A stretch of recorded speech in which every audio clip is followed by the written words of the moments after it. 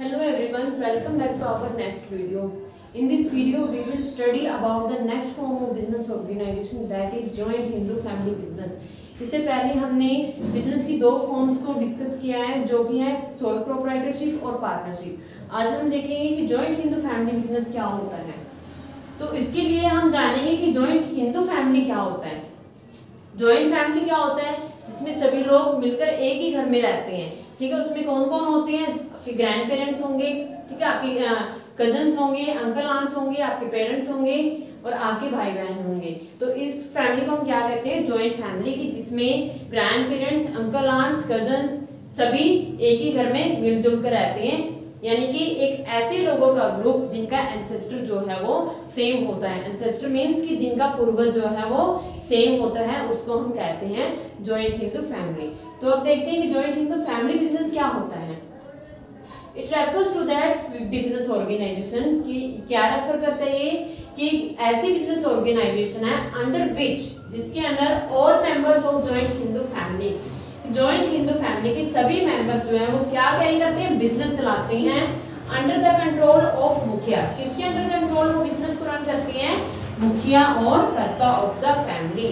Joint Hindu family business का क्या meaning होता है कि जिसमें फैमिली के सभी मेंबर्स बिजनेस को कैरी करते हैं किसके अंडर कंट्रोल रह के? मुखिया और कर्ता ऑफ द फैमिली। मुखिया और कर्ता कौन होता है? जो भी हमारी फैमिली का हेड रहेगा, हेड ऑफ द फैमिली। ठीक है, हेड ऑफ द फैमिली को हम क्या कहते हैं? मुखिया और कर्ता। जो भी हमारी फैमिली में एल्डेस्ट मेंबर रहेगा वो हमारी फैमिली का मुखिया और कर्ता माना जाएगा, जो कि हमारे बिजनेस को कंट्रोल और रन करेगा। तो आया ये होता है जॉइंट हिंदू फैमिली बिजनेस का मीनिंग, कि जिसमें सभी मेंबर्स मुखिया के अंडर कंट्रोल रह के बिजनेस को कैरी करते हैं। जितने भी डिसीजन लिए जाएंगे वो मुखिया के थ्रू ही लिए जाएंगे, बाकी सभी मेंबर्स उसको फॉलो करेंगे। अब आप देखते हैं कि जॉइंट हिंदू फैमिली बिजनेस की क्या क्या फीचर्स होती हैं। First one is operation according to the Hindu law. Joint Hindu family business को किसके अकॉर्डिंग ऑपरेट किया जाता है, किसके अकॉर्डिंग रन किया जाता है? हिंदू लॉ के अकॉर्डिंग। हिंदू लॉ के अकॉर्डिंग ही फैमिली के सभी मेंबर्स के ड्यूटीज और राइट्स को डिसाइड किया जाता है। तो इसका ऑपरेशन किसके अकॉर्डिंग किया जाता है? हिंदू लॉ के according. Second one is management by कर्ता। जितने भी वर्क हैं, जितनी भी एक्टिविटीज रहेंगी वो सब किसके थ्रू मैनेज की जाएंगी? कर्ता के थ्रू। कर्ता मीन्स की हेड ऑफ द फैमिली, जो भी हमारी फैमिली का हेड रहेगा उसके थ्रू ही सभी एक्टिविटीज को मैनेज किया जाएगा। जितने भी डिसीजन लिए जाएंगे वो किसके थ्रू लिए जाएंगे? कर्ता के through. Third one is limited liability. इसमें कर्ता के अलावा, कर्ता को छोड़कर बाकी जितने भी यहाँ पे फैमिली मेंबर्स इन्वॉल्व होंगे उनकी लायबिलिटी जो है वो लिमिटेड नेचर की रहेगी। अगर लॉस हो जाता है तो वो अपनी पर्सनल पॉकेट से पैसा नहीं देंगे, उनकी लायबिलिटी कैसी रहेगी? लिमिटेड। ठीक है, सिर्फ कर्ता को छोड़कर बाकी सभी पर्संस की लायबिलिटी जो है वो लिमिटेड नेचर की रहेगी। Fourth one is permanent existence. इसका जो एग्जिस्टेंस है, जॉइंट हिंदू फैमिली बिजनेस का जो एग्जिस्टेंस है वो परमानेंट होता है। अगर इन केस कर्ता की अगर डेथ हो जाती है तो उसके बाद जॉइंट हिंदू फैमिली बिजनेस यानी कि जो हमारा फैमिली बिजनेस है वो बंद नहीं होगा। उसके बाद जो भी हमारा एल्डेस्ट पर्सन रहेगा हमारी फैमिली का, उसको हम कर्ता बना देंगे। तो इसका एग्जिस्टेंस जो है वो परमानेंट होता है। कर्ता अगर मर जाता है या फिर इंसेन हो जाता है, यानी कि वो पागल हो जाता है, तो इससे हमारे बिजनेस पे कोई असर नहीं पड़ेगा। ठीक है, बिजनेस हमारा बंद नहीं होगा। उसके बाद हमारी फैमिली में जो भी एल्डेस्ट पर्सन होगा उसको कर्ता बना दिया जाएगा। तो इसका एग्जिस्टेंस जो है वो परमानेंट होता है। Membership by birth. Joint Hindu family business में मेंबरशिप जो है वो बाय बर्थ ही मिल जाती है। ठीक है, फैमिली में जो भी आगे बच्चा जन्म लेता है, ठीक है, जन्म लेते ही वो फैमिली बिजनेस का हिस्सा बन जाता है। मेंबरशिप बाय बर्थ भी हो सकता है और मेंबरशिप बाय एडॉप्शन। अगर घर में कोई भी कपल जो है वो बच्चे को अगर कहीं से अडॉप्ट करता है तो वो भी अडॉप्ट करने के बाद हिंदू फैमिली बिजनेस का एक हिस्सा बन जाता है। तो इसमें मेंबरशिप क्या कैसे मिलती है? हमें बाय बर्थ ही मिल जाती है। Only male member. Joint Hindu family business में सिर्फ मेल मेंबर्स को ही इन्वॉल्व किया जाता है। ठीक है, बट अगर किसी के मतलब फैमिली में अगर हस्बैंड की डेथ हो जाती है या फिर उनकी जगह पे कोई भी और वारिस नहीं है, उनके अगर आगे बेटे नहीं है, तो हिंदू सक्सेशन एक्ट के अकॉर्डिंग, ठीक है, हिंदू सक्सेशन एक्ट एक्ट 1956 के अकॉर्डिंग अगर हस्बैंड की डेथ हो जाती है तो हस्बैंड की डेथ के बाद हस्बैंड की जगह उसकी वाइफ बिजनेस को हैंडल करेंगे। तो इसमें यानी कि मेल मेंबर्स को इंक्लूड किया जाता है, बट अगर डेथ हो जाती है तो हिंदू सक्सेशन एक्ट के अकॉर्डिंग वाइफ बिजनेस को हैंडल करेगी। 7th one is registration. Joint Hindu family business का रजिस्ट्रेशन कराना कंपल्सरी नहीं है, इसमें किसी भी तरह की कोई भी लीगल फॉर्मेलिटी नहीं होती, इसको हम इजीली एस्टेब्लिश कर सकते हैं। तो ये सारी थी जॉइंट हिंदू फैमिली बिजनेस की फीचर्स। इसको हिंदू लॉ के अकॉर्डिंग रन किया जाता है, सारा मैनेजमेंट करता है, इसके सभी मेंबर्स की लायबिलिटी जो है वो लिमिटेड होती है, एग्जिस्टेंस इसका परमानेंट होता है और इसमें मेंबरशिप जो है वो बाय बर्थ ही मिल जाती है। इसमें मेल मेंबर्स को ही इंक्लूड किया जाता है और इसका रजिस्ट्रेशन कराना कंपल्सरी नहीं है। तो फीचर्स के बाद अब हम देखेंगे कि जॉइंट हिंदू फैमिली बिजनेस के क्या क्या एडवांटेजेस हैं और क्या क्या लिमिटेशंस हैं। फीचर्स के बाद अब देखते हैं कि जॉइंट हिंदू फैमिली बिजनेस के क्या क्या मेरिट्स हैं और क्या क्या इसकी लिमिटेशंस होती हैं। First one is easy to start. Joint Hindu family business को स्टार्ट करना, इसको एस्टेब्लिश करना बहुत इजी होता है, क्योंकि जैसे कि हमने फीचर में भी पढ़ा है कि इसके रजिस्ट्रेशन की इसमें कोई भी लीगल फॉर्मेलिटी करने की जरूरत नहीं होती, तो इसको हम इजीली स्टार्ट कर सकते हैं।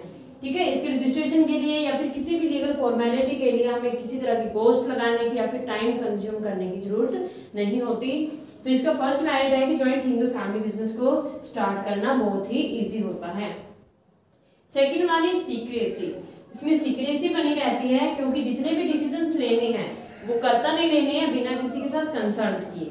ठीक है, जब तक वो अपने डिसीजंस को, अपनी प्लानिंग को प्रैक्टिकल शेप नहीं दे देता तब तक वो अपनी थॉट को किसी के साथ भी शेयर नहीं करता, जिससे कि हमारे कॉम्पिटिटर्स उसका बेनिफिट नहीं ले पाते। तो इसमें जितने भी हमने डिसीजन लेने हैं वो सिर्फ हमारे तक यानी कि कर्ता तक ही कन्फाइंड रहते हैं, तो इसमें सीक्रेसी बनी रहती है।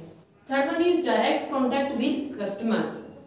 इसमें कस्टमर के साथ डायरेक्टली कांटेक्ट हो जाता है। ठीक है, जो हमारी फैमिली का कर्ता होता है वो डायरेक्ट लिंक में होता है किसके साथ, कस्टमर्स के साथ, जिससे हमें उनके लाइक्स डिसलाइक्स, ठीक है, सबका पता होता है, क्या चीज ट्रेंड में चल रही है, किस चीज का फैशन चल रहा है, इन सब चीजों का हमें अच्छे से पता होता है, जो कि हमारे बिजनेस की प्लानिंग के लिए हमारे लिए बहुत यूजफुल प्रूफ होते हैं।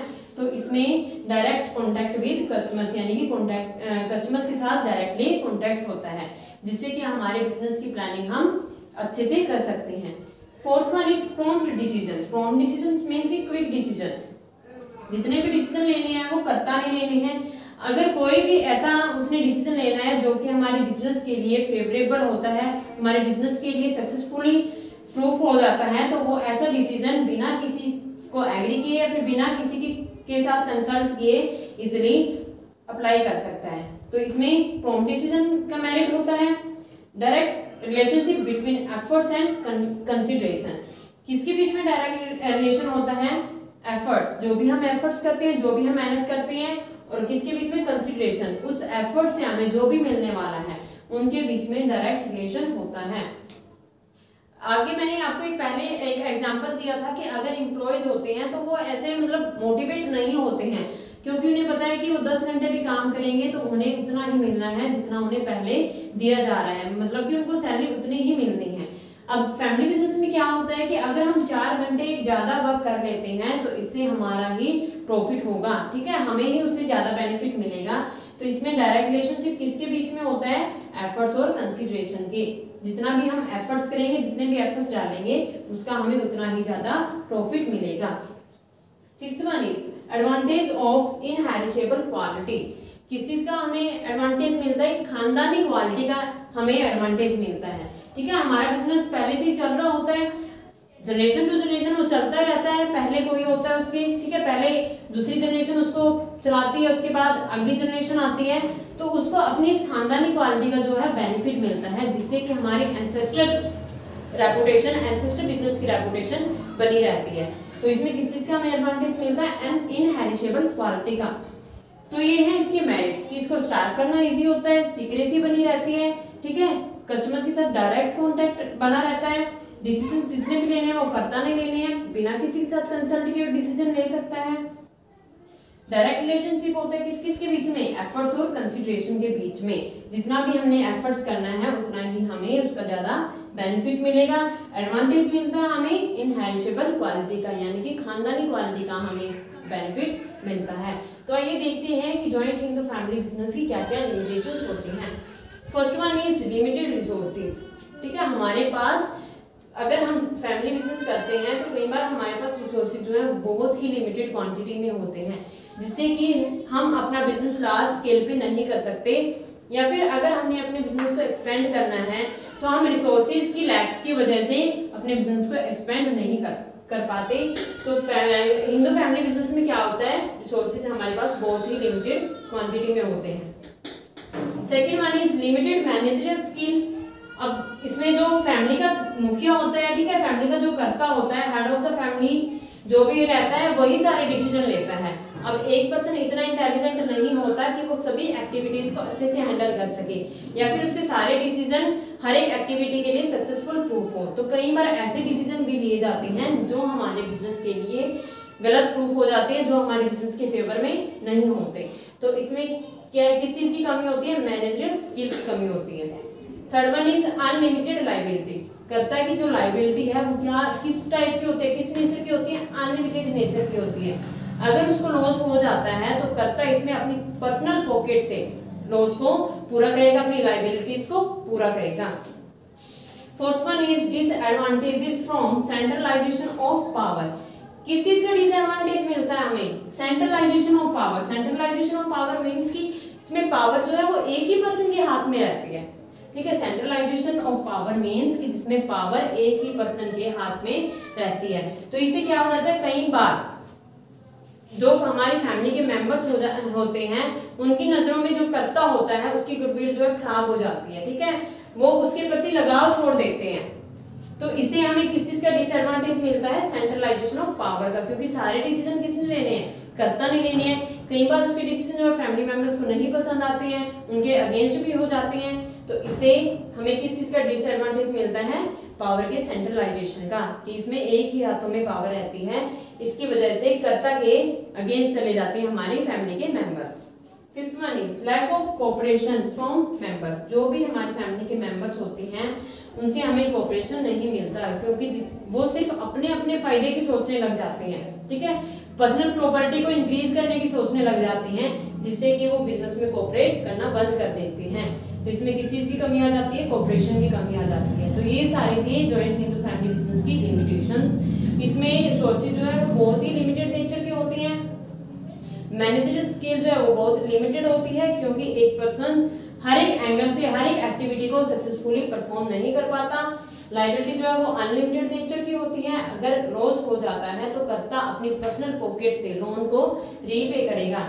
किस चीज का डिसएडवांटेज मिलता है हमें, सेंट्रलाइजेशन ऑफ पावर का, कि पावर इसमें एक ही पर्सन के हाथों में रहती है। जो अदर पर्सन है वो अपनी पावर का यूज नहीं कर पाते, या फिर अपनी नॉलेज का यूज नहीं कर पाते, जिससे कि वो कर्ता के अगेंस्ट चले जाते हैं। कोऑपरेशन की कमी होती है। ठीक है, फैमिली मेंबर जो है वो कोऑपरेट करना बंद कर देते हैं, क्योंकि वो सिर्फ अपने ही फायदे की सोचने लग जाते हैं। तो ये था जॉइंट हिंदू फैमिली बिजनेस का टॉपिक, जिसमें हमने फीचर्स, मेरिट्स और लिमिटेशंस को स्टडी किया है। थैंक्स।